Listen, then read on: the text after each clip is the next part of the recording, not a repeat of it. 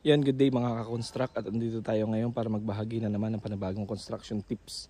Ayan, so kung makikita nyo, nung last vlog natin, diniscuss natin itong ating temporary post ng ating service entrance. Ayan. So kung makikita nyo, install na yung ating meter base, pati itong ating NEMA 3R. Bago tayo kabitan ng Meralco, nag-request sila na mag-submit muna tayo ng right of way, dahil kung makikita nyo, itong ating linya is tatawid papunta doon sa ating service entrance. So mayroon dadaanan na lote ng ibang lot owner. So pinahingi nila tayo, or pinag-request nila tayo sa HOA ng right of way. Ayan.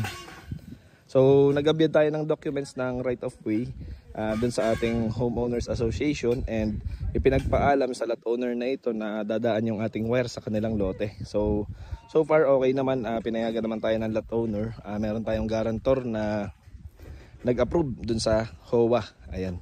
So hanggat maaari, lalo na pagka ganong merong property na madadaanan, isisiguraduhin nyo na yung mga kailangan dokumento is mako-comply nyo para maiwasan natin ang maireklamo. Ayan.